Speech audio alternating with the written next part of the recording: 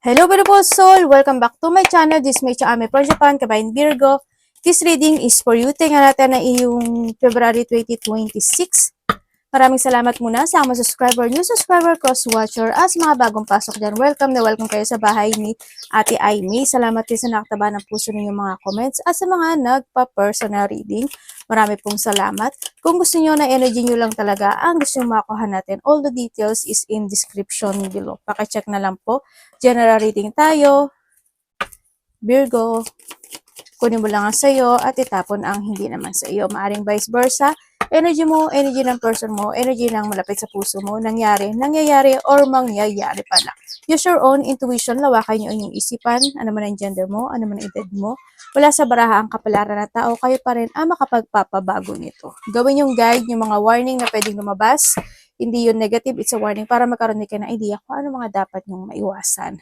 No? Pero kung gusto nyo na positive lang, ang gusto nyong marinig, hindi itong channel na ito ang para sa inyo. Virgo, pay attention to your health, no? Yan, kasi meron ka ring March, maaring may mga sitwasyon na magkakaroon ka ng mga problema pagdating sa yung health issue or someone into your life. But you need to be prepared pa rin, ano, sa ngayon. Kailangan nyo magpa-check up kayo, baguhin yung mga kinakain kung kinakailangan, no? Kung titira mo dito of the March. Pwede rin ito is 3 hours, 3 days, 3 weeks, or 3 months, or March, di ba? Na may mga konting kalungkutan, nangyari na or mangyari pa lang, may mga konting kalungkutan, a low energy situation, ako na nakikita sa iyo, worrying situation sa iba sa inyo. Pwedeng related to a health issue or sa ibang aspeto ng buhay mo dito, no?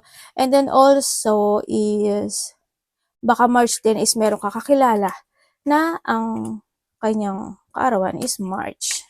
Dissatisfaction with life.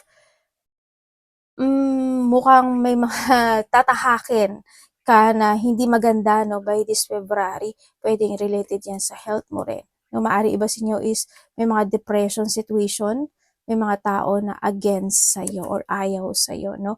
Meron ka daw makikilala mga bagong tao sa buhay mo. Yan. Meeting with a stranger could be important. Yeah, may mga importanteng bagong tao na maaring mamimit mo this February or namimit mo na siya ngayon, pwedeng ganun. Yan, kung ano mang dissatisfaction in life, pwedeng sa pera, sa relasyon, sa trabaho, sa sarili, sa health issue, kung ever kasi andito rin si health issue, sa lahat, no, kung ano kung saan man yan. Life kasi yan. Okay, you will be shown the way. Ipapakita sa'yo sa candle, ano, ibig sabihin is, ipapakita niya sa'yo yung the way na need to progress, may mga situation na kailangan mo ma-enlightenment this February, yan, may mga sign na pwedeng ipakita sa sa'yo, no, na kailangan mo na talaga mag-focus doon at maging aware ka doon sa mga sign na ibibigay sa'yo.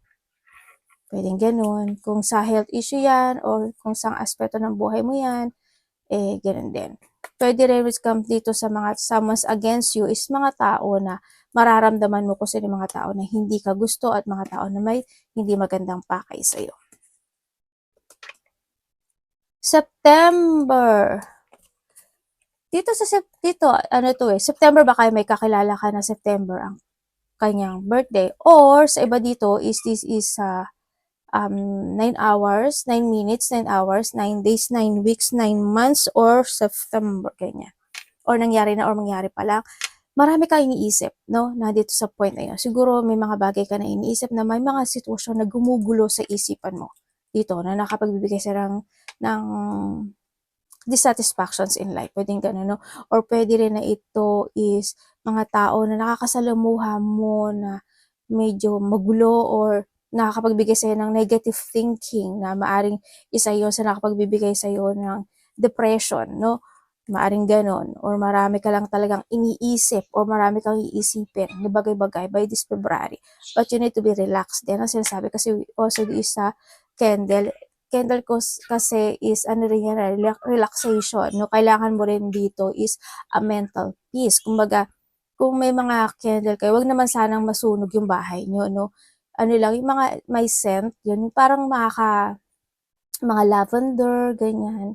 yung marirelax ka, baka iba sa inyo mahilig kayo sa candle, yan, yung mag-ano lang kayo, try to meditate, o kaya upo lang kayo, kahit nakaupo kayo habang nakasindi yung may scented candle nyo, nakaka-relax din yun, ano, want you rin ng peace, no? Kaya wag masyadong overthinking dito sa situation, kailangan yung i-relax ang inyong mind sa iba sa inyo.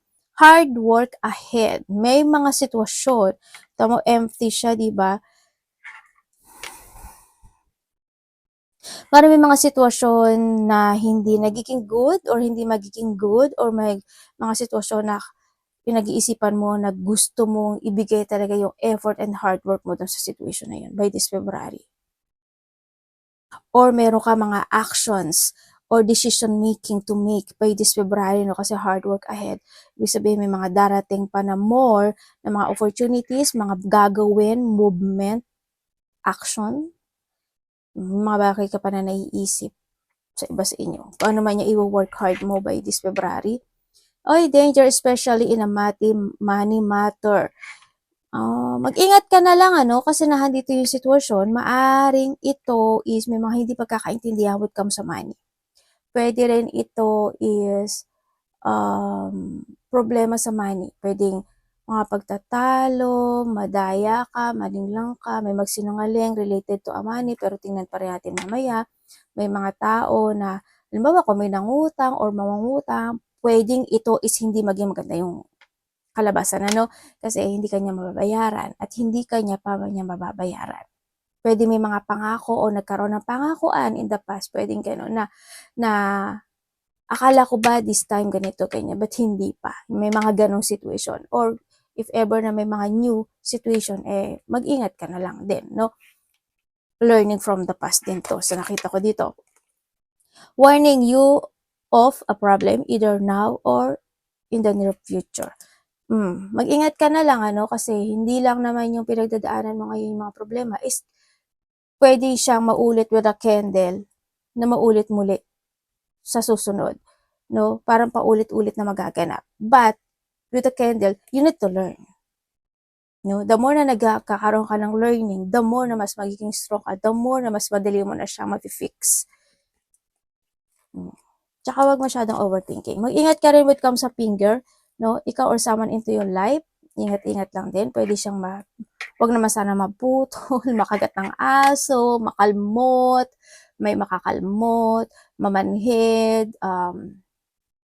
maipit, mahiwa, matusok, kung ano man yan. Kailangan mag-ingat kayo when it comes sa finger. Energy ni Virgo. February. Virgo, February.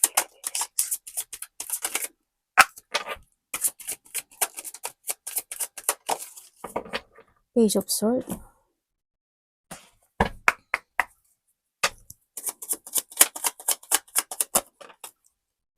Your energy.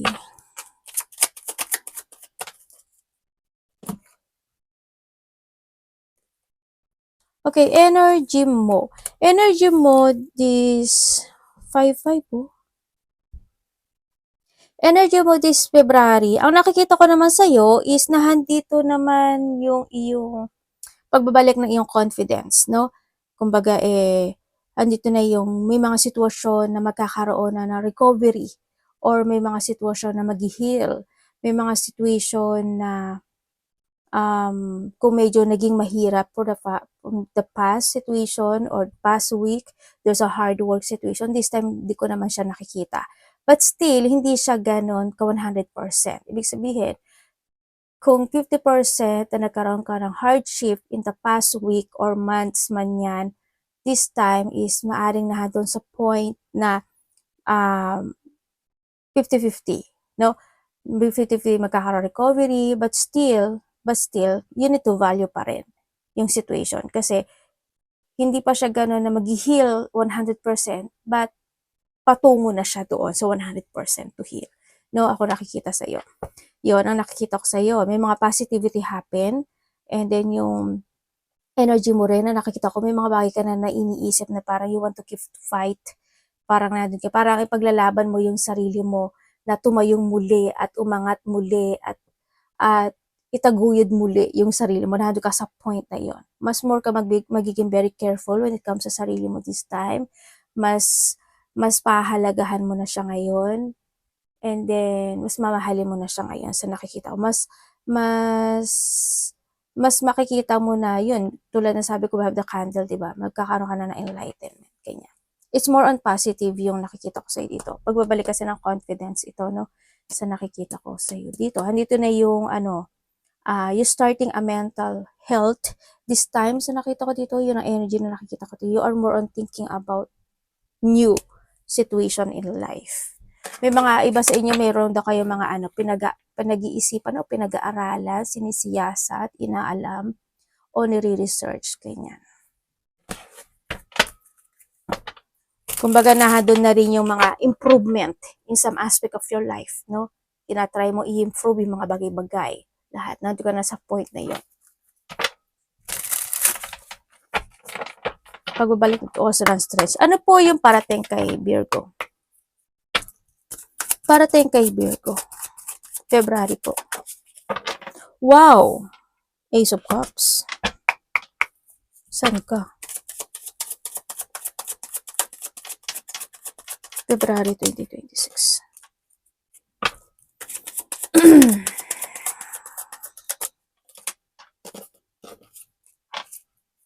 Strange. Ano po to?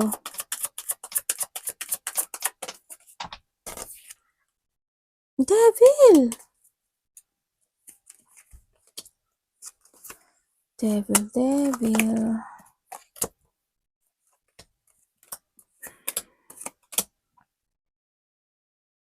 Okay, parating sa'yo. Parating sa'yo,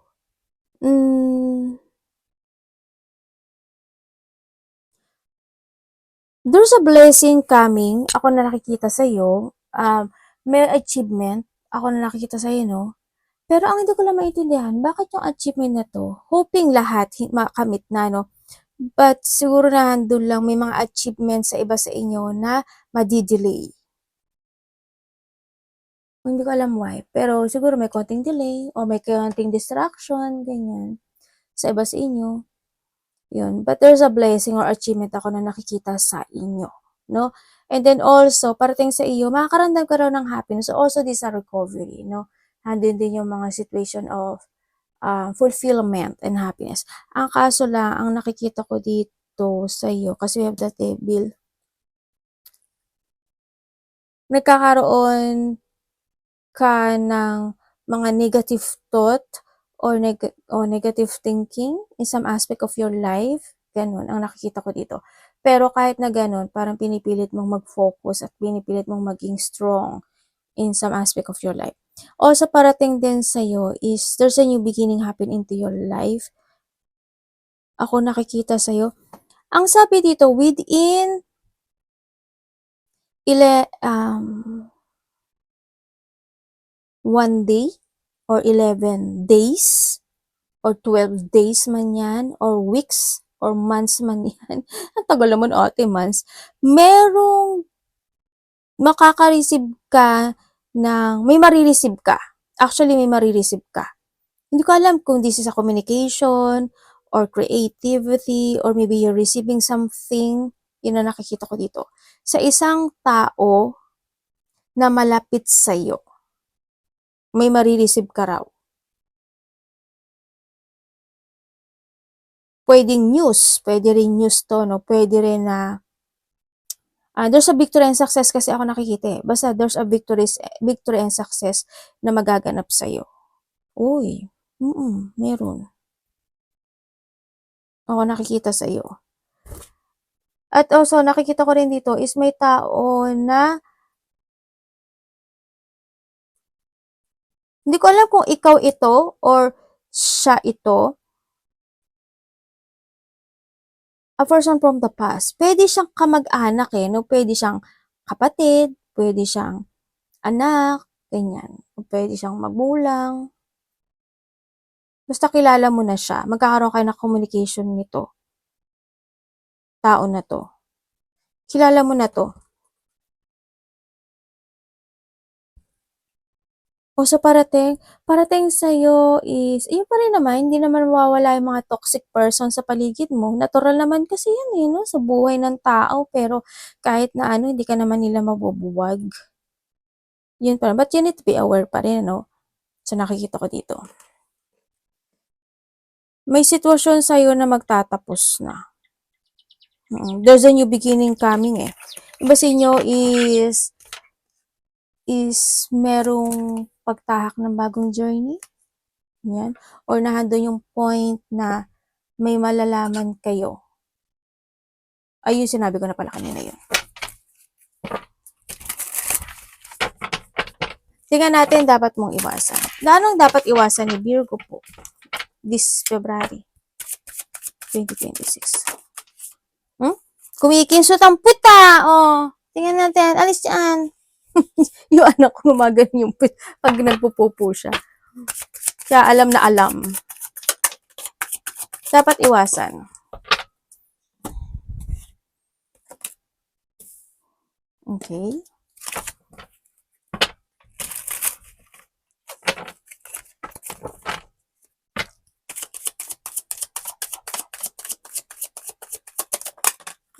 Dalawa agad.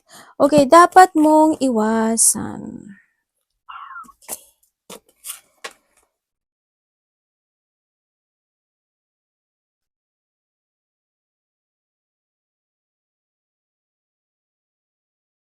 Dapat mong iwasan. Yung mawalan ka ng pag-asa, yung mapanghinaan ka ng loob sa buhay. Yan. Iwasan mong ma-imbalance ka o ma-disbalance ka. Iwasan mo yung mga sitwasyon.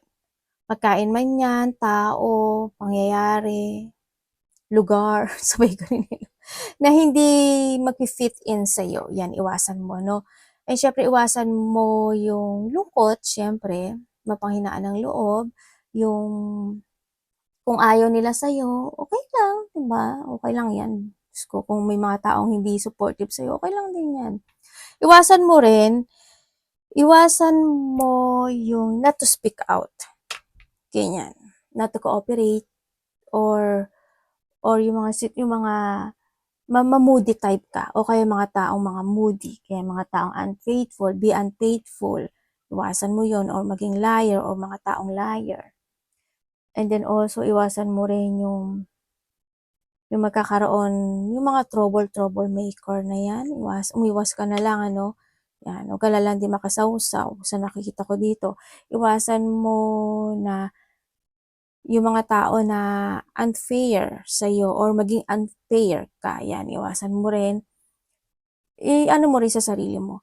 Siyempre, yung mga kung may mga naiisip ka na, kasi kahit isip mo lang yan, masama na rin, di ba? Yung maghigante, ganyan. Or yung mga taong na gusto maghiganti sa'yo, good luck ka mo, sabi mo na lang ka. Yun. Basta, it's more in balancing, no? Wag kang maiwasan mo yon sa nakikita ko sa iyo dito. May nakikita ako na merong another message siya, baka malito kayo. May unhappy situation ka, hindi ko alam ano, why. Pero may unhappy situation, may nakikita akong cancellation or madi-delay, ganyan, or may mga tao or sitwasyon, or makakaramdam ka na yung feeling unwelcome, pwedeng ganun. Or may mga pwedeng ikaw o yun sa kanila. Meron din ako nakikita dito na sira ba bahay mo? Or masisira yung bahay mo? Mag-ano kayo ha? Or maybe, may tao dito na may problema, nahihingi sa'yo ng tulong. Or may mga mapag-uusapan related to a territorial, bahay, apartment, building, or any situation. Or pwede ring relationship, ganun. Pwedeng may mga law situation ka na pinagdadaanan, mga justice law. Tingnan natin, love. Kapatid, anak, magulang, karelasyon, kaibigan, pamilya. Virgo in love.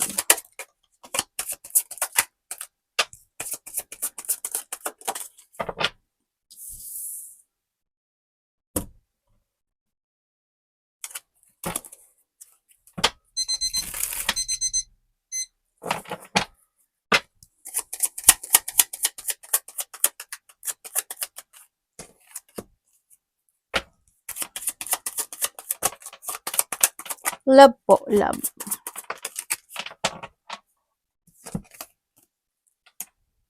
Okay, when it comes sa love, ate may parating ba sa akin?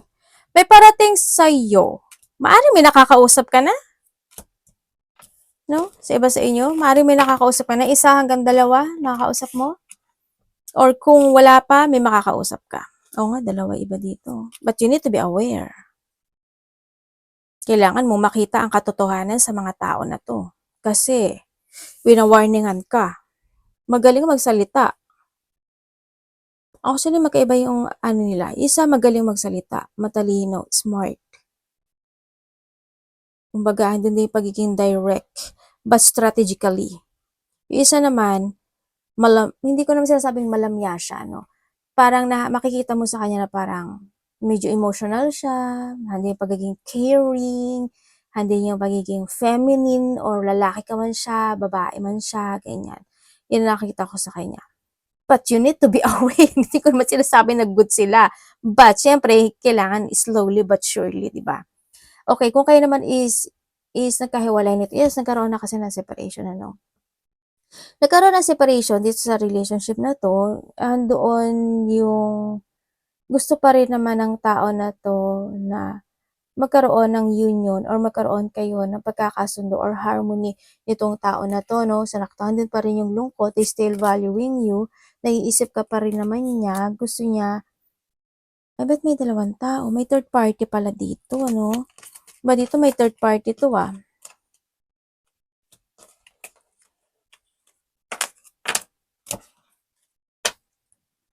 Ba dito may karoon pala ng third party. Pero naiisip ka pa rin itong tao na to, no? Or maybe this is you. Sa nakikita ko dito.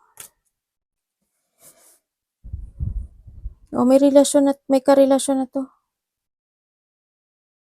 Or maybe this is you. Kung kayo naman is in relationship, you try to make it balance, this relationship. Nandun naman yung pinavalue nyo yung isa't isa o each other. Siyempre, may mga point lang talaga na hindi naman mawawala yung disappointment, no? O hindi pagkakaunawaan sa relationship. Nandun lang yun. Or maybe nandun yung point na you feel pain or isa sa inyo, you feel pain kasi may mga sitwasyon na siguro sometimes napaiisip yung isa, baka ganito, baka ganyan, baka ganun, nagkakaroon siya ng deep wound, o no, may mga iniisip siya na bagay-bagay, may mga gusto siyang siyasatin, maaring gusto kanya kausapin pero hindi kanya makausap, 'di ba? Pwedeng ganun. Sa nakikita ko dito, o may mga gusto siyang itanong pero hindi niya maitanong. Pwedeng nandun sa point na yon sa iba. Or pwede naman sa iba sa inyo is may mga hindi lang pagkakaintindihan na pwedeng maganap o mangyari sa inyong dalawa. Pwedeng mga tampuhan, mga mild situation, pwedeng ganun. Pero hando naman yung loving and care or valuing this person, ano, sa nakita ko. Kumbaga, hando pa rin naman yung um, ano yun? Love and support to each other. You value each other naman sa nakikita ko sa inyo dito. Yung harmony na din. Kung kayo naman is in a third party, yes, may third party po sa nakikita ko dito. Yun, may third party siya. Pero yung isa sa inyo, hindi niya alam. Saan siya tutungo? Nag-iisip siya, nagsisiyasat siya na ano yung gagawin niya, urong-sulong yung sitwasyon, nagsisiyasat siya, nag-aaral siya ng katotohanan, they want to retire or gusto niyang umalis, bumalik. Parang ando siya sa point eh. Hindi ko sa kanya. Hindi ko alam sa kanya, medyo ano to, kung may mga third party, medyo iba yung timpla niya. Minsan okay, minsan hindi, minsan okay, minsan hindi. Ando siya sa point na yon. Hindi niya alam gagawin niya. Tingnan natin ang iyong money.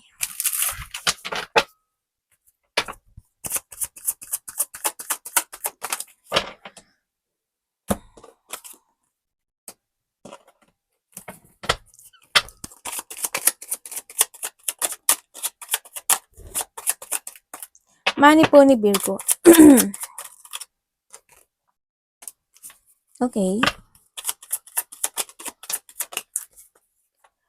Okay, when it comes sa money mo, okay. When it comes sa money mo, Virgo, ang nakikita ko sa'yo, minsan nai-imbalance ka, no? Minsan disorganized. Siguro because dahil sa marami kang kinikakagastusan this time. Isa ko tong lalamunan ko, inom lang ako. May mga rami kang pero you value your pera. Sa nakikita ko to, kasi tinitink mo palagi yung yung future sa nakikita ko dito. Virgo, masarap to. Mga nasa Japan dyan yan, peach. Masarap siya. Favorite ko to. Yun ang nakikita ko dito.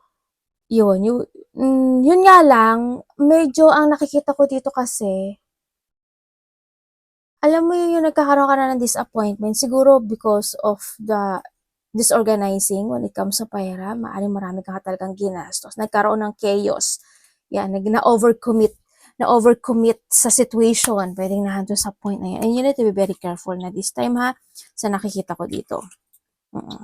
Kung para yun sa mga mahal mo sa buhay, wala tayong magagawa doon. But this time, magaling ka naman mag-manage Virgo Magaling ka mag-manage pagdating sa pera mo.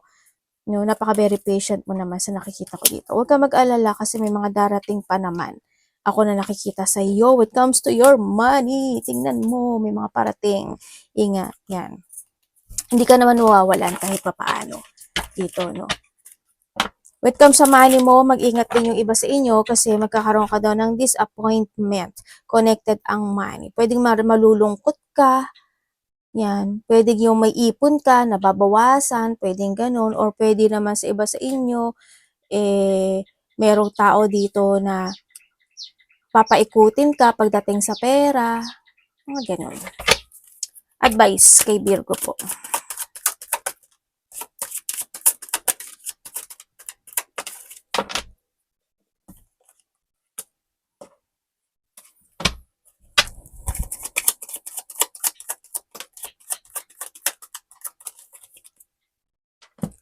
Huwag ka mag-alala kasi may achievement ka pa rin naman.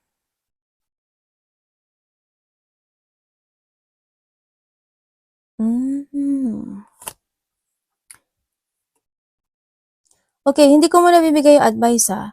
May sasabihin muna ako sa'yo. Ang nakita ko, may hinihintay ka ba? Parang you're waiting for something, no? Sa nakita ko dito. Iba naman sa inyo, after the conflict, after na nagkaroon ka ng poor motivation or low energy happen situation into your life, sa nakita ko dito, there's a new beginning happen sa'yo.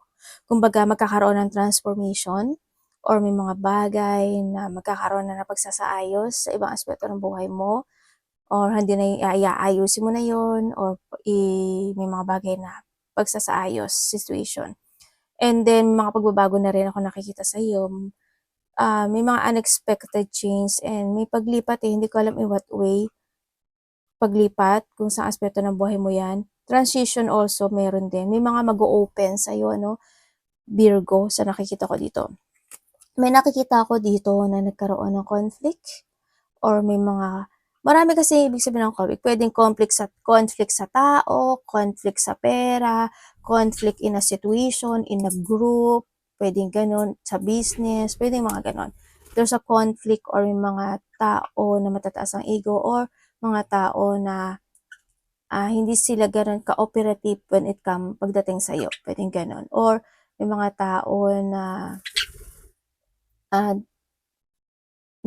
they compete you, nakipagkompetensya sa'yo, no?